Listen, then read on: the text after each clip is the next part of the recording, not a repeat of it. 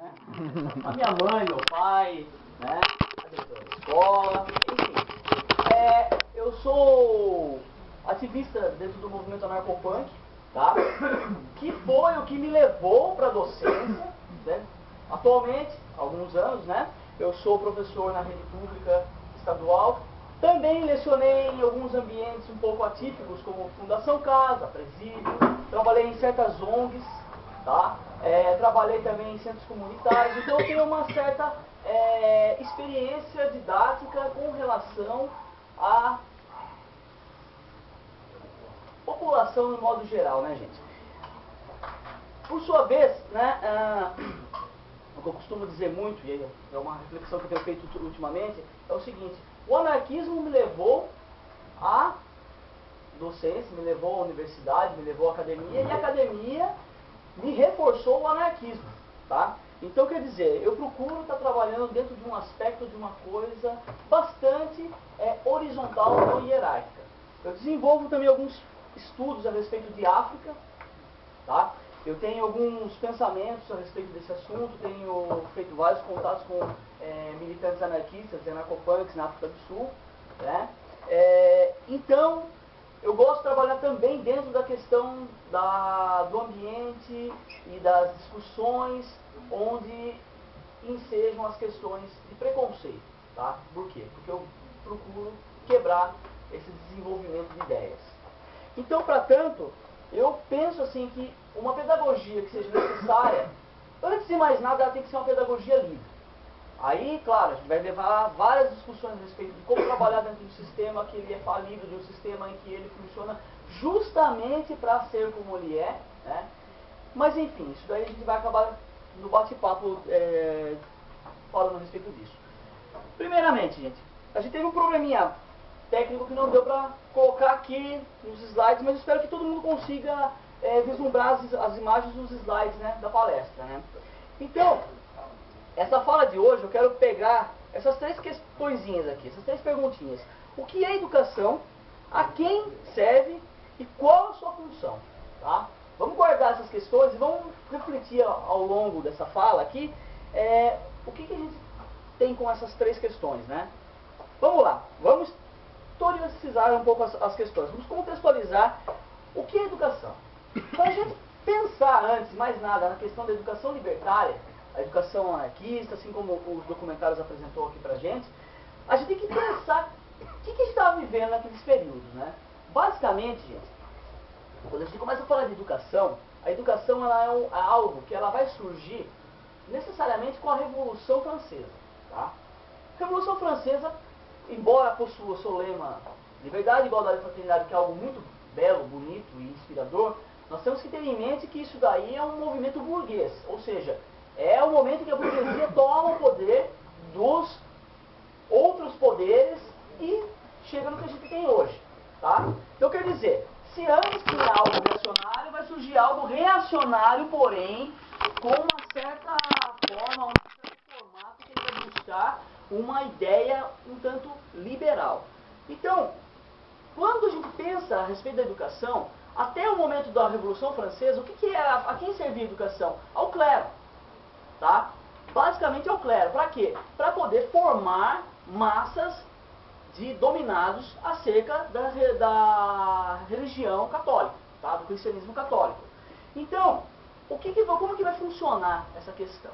Né? Ao longo da Revolução Francesa para o período da industrialização no Brasil, como apresentou os documentários e tudo mais, nós vamos ter uma educação no Brasil que é essencialmente clerical. Tá? Quem propagava essa educação? Necessariamente ela era praticada e difundida pela ordem dos jesuítas. Tá? Deixa eu pegar minha colinha aqui. A educação tradicional praticada e difundida pela ordem dos jesuítas foi eficiente na formação das classes dominantes e relapsa com a educação popular, não por acaso. Além de ter sido responsável por comandar a invasão cultural colonialista europeia pelo mundo, também moldou um modo de pensamento subserviente, clerical e suprimiu a originalidade de pensamento. O que basicamente isso vai trazer para a gente, pessoal? A sociedade em que nós vivíamos, ela era altamente formada por pensamentos religiosos, pensamentos supersticiosos, onde a cientificidade ela estava distante das pessoas. Se uma árvore cai, ela não cai simplesmente porque chegou o momento de que a sua estrutura ela não era mais uma estrutura própria para poder ficar fincada no chão. Ela caiu porque Deus quis. Então tudo se resumia em torno disso, né? Tanto que no momento que eu gosto até de lembrar um pouquinho que outra vez que eu dei essa palestra, quando eu comecei a falar dessas questões, eu vi as pessoas levantando e indo embora, né? Daí eu já estava pensando, bom, daqui a pouco a Inquisição já vai estar lá na porta, né? Mas enfim, o que a gente vai ter em mente a respeito disso, gente? Não vai ser por acaso que os anarquistas vão ter uma postura anticlerical ou também ateia. Não vai ser por acaso. Não é porque simplesmente nós odiamos Deus e nós queremos o mundo na mão de uma outra entidade. Não se trata disso, gente. Se trata do seguinte, que neste exato momento em que a burguesia ela toma o poder lá na França e ela propaga esse tipo de ideia da liberdade, igualdade e fraternidade, obviamente que houve pessoas que se influenciaram de um modo muito mais inspirador e humano. Não voltado para uma liberdade econômica, uma igualdade jurídica e uma fraternidade de empresas. Obviamente que a intenção era usar a palavra como ela é. Resultado, vão surgir as primeiras ideias a respeito do que nós entendemos como a formação dos socialistas utópicos. Ou seja, a ideia lá ainda abstrata, fora ainda da prática, né? Muito bem. O que vai acontecer?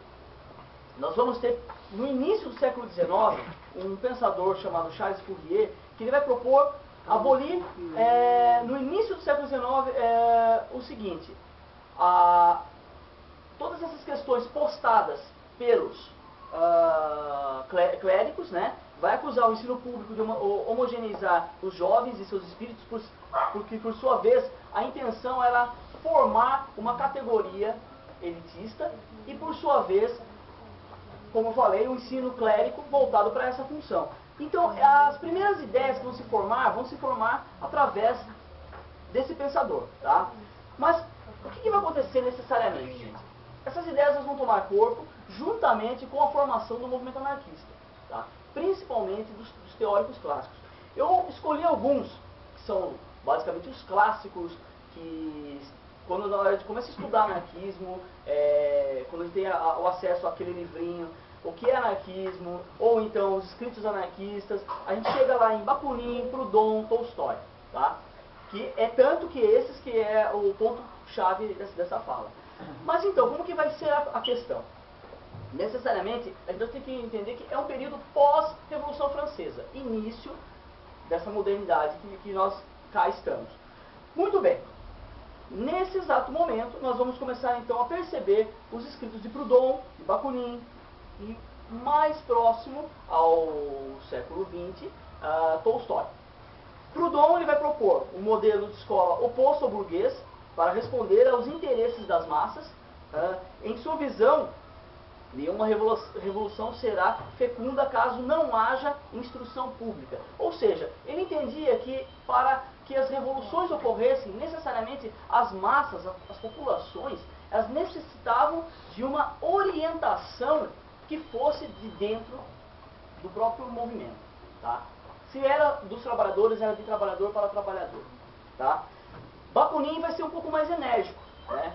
Como a gente conhece, creio que bastante gente aqui sabe, muito além disso tudo que eu estou dizendo, mas Bakunin ele era ainda mais voltado para uma ação de combate. Então ele acreditava que a educação ela tinha que formar pessoas próprias para esse combate. Para esse combate, não somente o combate intelectual, mas o combate no dia a dia, o combate, se preciso fosse, para subversão e inclusive seguindo rumos mais extremos. E por sua vez, a gente vai ter Tolstói, que eu já vou falar daqui a pouquinho, mas primeiro eu quero só contextualizar alguns quesitos aqui. A educação tradicional, que é essa qual eles combatiam tanto, com tanto vigor, com tanta intensidade, com tanta energia, não era por acaso que precisava ser quebrada. Por quê? Olha só como que ela funcionava as escolas quando atendia a massa trabalhadora. A formação para as meninas era leitura, escrita, gramática, princípios de moral cristã, prendas domésticas, bordas e demais trabalhos com agulha. Ou seja, era voltado para que a mulher ficasse dentro de casa, reclusa, longe de onde o mundo pudesse trazê-la para, digamos, para a vida real.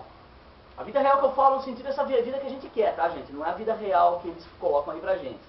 A formação para os meninos, contudo, era o conteúdo mais extenso, envolvendo estudos dos decimais e proporções. Quando eu comecei a montar essa palestra aqui, gente, eu não entendi para que eles queriam isso, né? Aí um pouquinho mais tarde eu fui perceber para que era. Era para fazer com que se formassem necessariamente os dirigentes, né? Até porque, como a minha área de humanas, eu não sou muito atento à questão das ciências matemáticas, né? Noções de geometria, prática, leitura e escrita, gramática aprofundada e preparação e qualificação para a vida profissional. Nesse caso, havia um divisor. A elite ficava com a parte da direção. A classe trabalhadora, quando tinha educação, quando recebia educação, era voltada necessariamente para o trabalho na fábrica, tá? Sem questionamento, sem nenhum tipo de pensamento a respeito do que poderia ser o mundo se não fosse pelos burgueses. Aí nessa questão eu vou chover um pouco no molhado, porque os próprios documentários já falaram, né? Os princípios da pedagogia libertária, crítica à educação burguesa, aos métodos tradicionais nos quais o autoritarismo é elemento-chave, formulação da própria concepção pedagógica que se materializa na criação de escolas autônomas e autogeridas. Muito bem. Aqui umas imagens do Charles Fourier, do Proudhon, tá? Bakunin, do Tolstói. E por sua vez, essa aqui que é mais inspiradora. Dentre todos esses pensadores, esses clássicos, né, vamos colocar nesses termos, Tolstói foi o primeiro a materializar a ideia, ou seja, a partir para a prática, né? Os outros tinham o seu trabalho teórico, foi essencial, foi inspirador para muitos outros momentos. Vamos pensar uma coisa, gente. Quando eu estou falando lá de Bakunin, de Proudhon, eu estou falando do século XIX, né? O que está acontecendo no século XIX? Nós temos basicamente o quê? Nós temos a escravidão ocorrendo ainda no Brasil, nós temos uma Europa sedenta por matéria-prima, temos uma Europa sedenta por esse novo implemento que é o capitalismo, porém, por sua vez, nós vamos ter as práticas de Tolstói em sua escola em Yasnaya Poliana. Não é novidade para ninguém, né, gente? Tolstói ele era de família aristocrata. Ele possuía terras, ele possuía bens, mas ele possuía o que era essencial a todo ser humano, principalmente no momento em que o ser humano ele percebe a sua condição, que era a consciência. No momento que ele percebe essa consciência, assim como o personagem do teatro ele demonstra, né, de uma forma bem grego-teatral, que é muito peculiar isso até dos anarquistas, que eles vão buscar em certos contextos da história essa coisa toda, o próprio teatro, como o teatro é uma tragédia grega e tudo mais, só que por sua vez trazendo um rubor, algo a mais, né? Tolstói ele vai se desvencilhar de muitas propriedades que ele possuía, né? Principalmente porque a Rússia, no momento que se passava, era dentro de um período moderno, porém com estruturas feudais, onde basicamente como que se organizava a sociedade? Dentro dos estamentos feudais. Muito bem, o que Tolstói vai fazer? Ele vai se desvencilhar de territórios. Esses territórios que vão se desvencilhar vão passar a ser organizados. Agora, eu não vou adentrar muito nessa parte, gente, porque não aprofundei estudo, tá? A respeito disso. E para não cometer nenhum equívoco, mas o que as pessoas que tomaram conta dos territórios fizeram, não é o que vai ser discutido. O discutido vai ser mesmo no território que Tolstói escolheu para viver, que ali ele fundou uma escola. A escola ela tinha princípios racionalistas, ainda não igual a proposta de Ferrer, mas porém voltado com as teorias dos primeiros anarquistas, dos socialistas utópicos, aquela formação toda que mais tarde a gente vai entender como uma internacional, que vai rachar e que vai se transformar em movimentos voltados dentro da própria classe trabalhadora. O interessante é que quando a gente fala os anarquistas, inclusive até é um erro acadêmico que ocorre muito, é quando eu ouço o pessoal falando assim, líderes anarquistas. Bom, eu já presenciei bastante mestre, doutor, falando dessas questões, os líderes anarquistas, salientando isso tudo. Eu estou focando nesses clássicos, gente, pelo seguinte, porque basicamente é uma ordem didática, né? É uma ordem didática, é um modo didático para a gente poder compreender a formulação da ideia teórica, tá? Mas, obviamente, se nós começarmos a se aprofundar cada vez mais, nós vamos encontrar muitas outras pessoas. E que não eram, basicamente, também, como o caso desses europeus, de aristocracia, pertencentes aos altos graus de estudos. Até porque a gente tem que pensar uma coisa, gente, no século XIX, a quem era servida a educação? Então, se esses aristocratas eles tiveram isso, acabaram absorvendo essa ideia e difundindo, não é assim, vamos pensar, poxa, está tudo na mão dos burgueses. Não se trata disso. É o contexto da época. Né? É o contexto em que se viviam. Né? O que vai acontecer em Yasnaya Poliana, pessoal? Ela, com sua escola em Yasnaya Poliana, Tolstói, não se apresenta como um anarquista, pois fundamenta suas ações e pensar no cristianismo primitivo. Né? Uma coisa que é muito típica, que quando a gente acaba estudando Tolstói, a gente percebe essa questão do cristianismo primitivo. Ele teve vivência em monastério, ele abandonou aquilo quando percebeu o conteúdo dogmático que havia. Então o que ele fez? Das experiências de vida que ele teve, ele pensou aquilo que era importante para aquela concepção de ideia que ele pôs, né? Que ele colocou. Suas atividades pedagógicas são antidogmáticas e seus critérios se apoiam unicamente na liberdade. Então quer dizer, gente, é um acumulado de pensamentos. Né? Hoje a gente pode olhar para trás e falar, poxa, mas o cara era contraditório porque ele tinha uma postura cristã. Não, vamos entender o contexto da época, vamos entender o modo que ele pensava na época. Vamos entender que aquela construção, ela foi um caminhar para a construção do nosso pensamento hoje também. Não só, mas também. Muito bem, gente. Então, daqui eu vou, né, mais uma vez chovendo uma olhada, eu vou falar do Ferrer, né, Francisco Ferrer de Guardia, a escola moderna, tá? Essa escola moderna, da qual ele desenvolveu em Barcelona, foi basicamente ali onde a coisa, literalmente, ela vai tomar uma proporção muito maior, porque principalmente no momento em que Ferrer ele vai desenvolver as suas ideias, boa parte de vários territórios que tinham sido colonizados, que ganharam o título como república, vamos falar nesse caso do Brasil, eles alcançaram um momento em que chegam os imigrantes, chegam as ideias, a exploração os obriga a isso. Então são momentos e situações históricas em que não é necessariamente um único fator, mas são trocas de fatores, né, que vão levando a essas construções ideológicas. Aí aqui, gente, o que vai acontecer? O que eu acho assim, bastante interessante, né? Principalmente trazendo agora para a nossa realidade e o nosso modo de ver as coisas baseados no anarquismo brasileiro.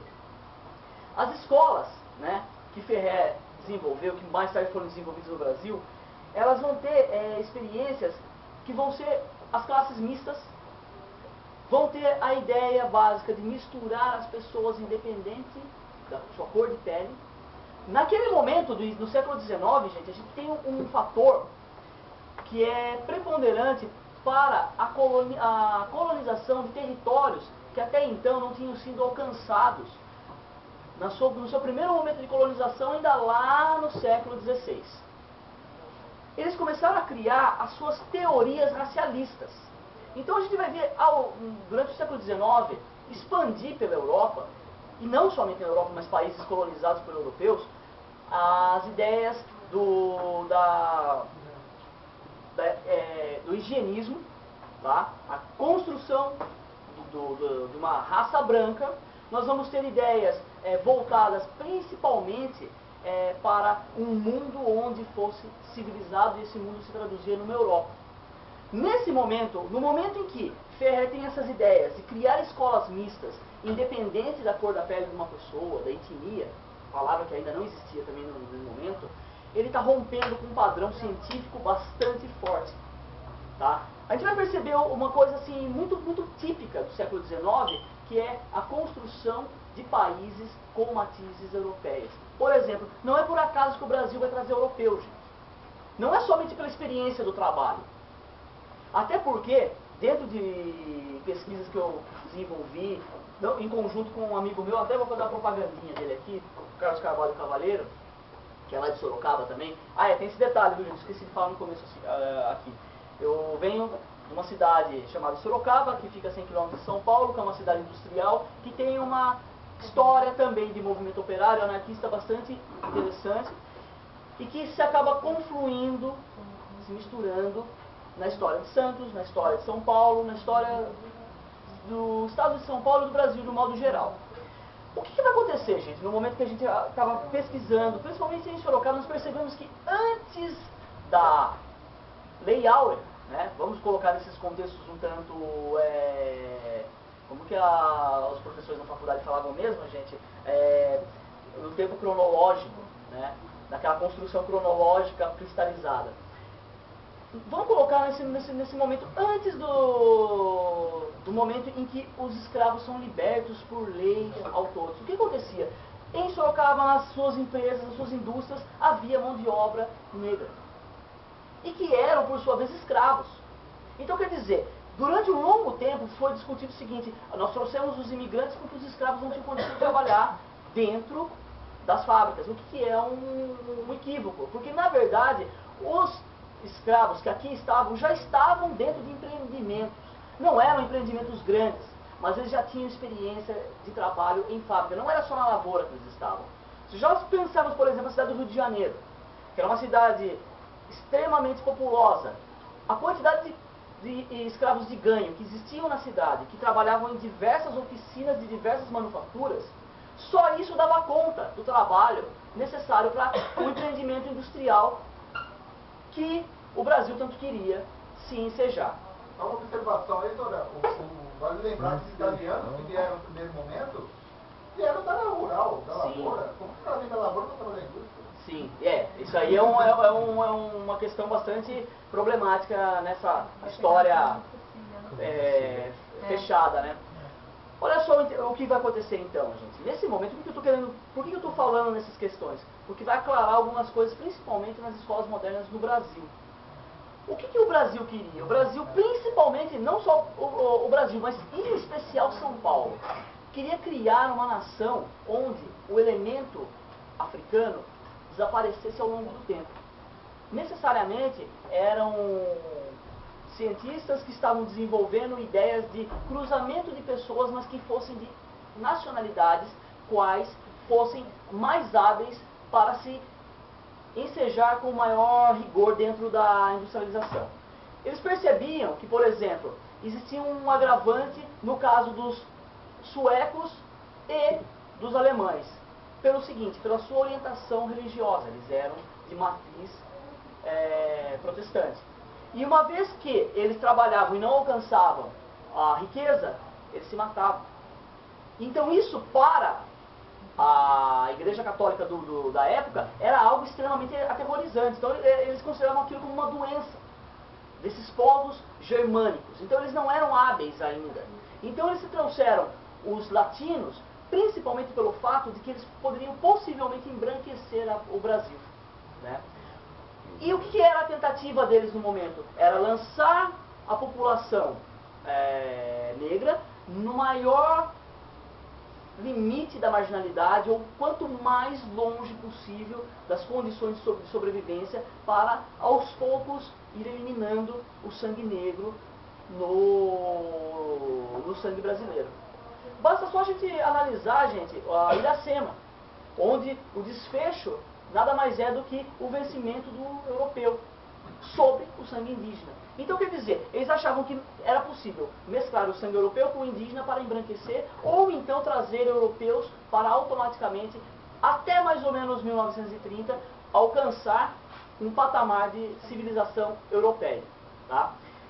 Então, o que quer dizer, gente? No momento que essas escolas modernas elas propunham essa mescla, esse caldeirão cultural, étnico, racial, era uma afronta muito grande, não somente para o padrão de poder, mas o padrão de civilização, que é muito mais sério ainda, gente. Muito mais sério. E vamos pensar uma coisa, gente, quando a gente fala de Espanha, ocorre assim, de uma forma um tanto leiga, que Espanha só tem branco, europeu, né? E vamos lembrar uma coisa, né, que a Espanha durante muito tempo ficou na mão dos mouros, né? Quem são os mouros, né, gente? É aquele pessoalzinho da África que a gente não consegue nem falar o nome, né? Então, quer dizer, como que a gente pode pensar nessa própria branquitude, né? Só uma coisinha pra gente refletir. Então, olha só, gente. A gente vai chegar, então, nos momentos em que vamos dialogar com as experiências no Brasil. As experiências no Brasil, elas vão ser, como apresenta o documentário, vão ser as suas centenas, as suas milhares de experiências ocorrendo nas salas de aulas que eles criavam e tudo mais. E percebam, gente, que no momento que os anarquistas eles chegam, eles atraem consigo essa ideia. Porque a ideia básica era o quê? Formação política. Formação para a vida. Mas não era para depois, não existia burocracia. Era para o agora, era para o imediato. Então era algo que estava em constante movimento, né?